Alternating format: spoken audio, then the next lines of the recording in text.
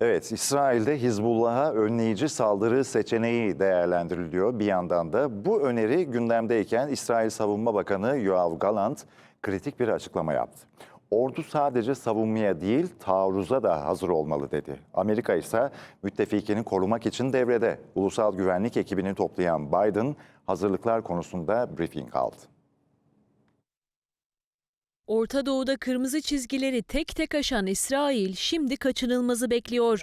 İran ve Lübnan Hizbullah'ı intikam yemini etti. Olası misillemelere geri sayım sürüyor.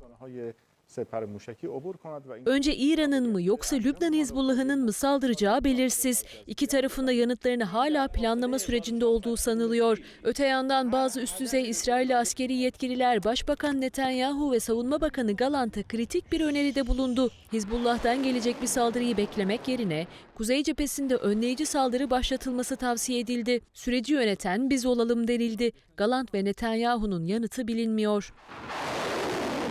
Ancak Tel Aviv'deki Hava Kuvvetleri Komuta Merkezi'ne giden Gallant kritik bir açıklama yaptı. Ordunun sadece savunmaya değil, hızlı bir taarruz olasılığına da hazır olması gerektiğini söyledi.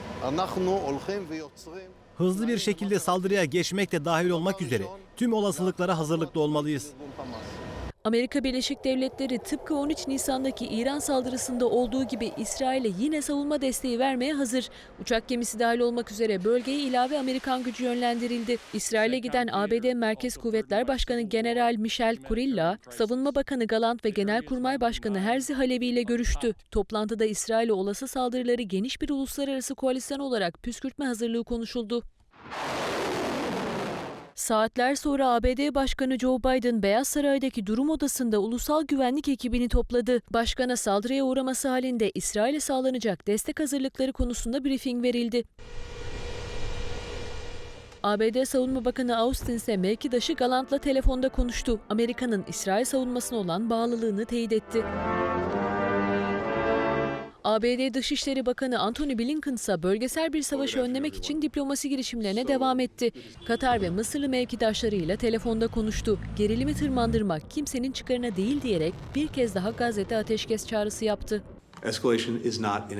Şu anda bizi boğmaya çalışan İran'ın 7 cepheli bir savaşıyla mücadele ediyoruz. Elbette İran'ın terörist vekillerini de alt ediyoruz. Taarruza hızlı bir şekilde geçiş de dahil olmak üzere tüm olasılıklara hazırlıklı olmalıyız.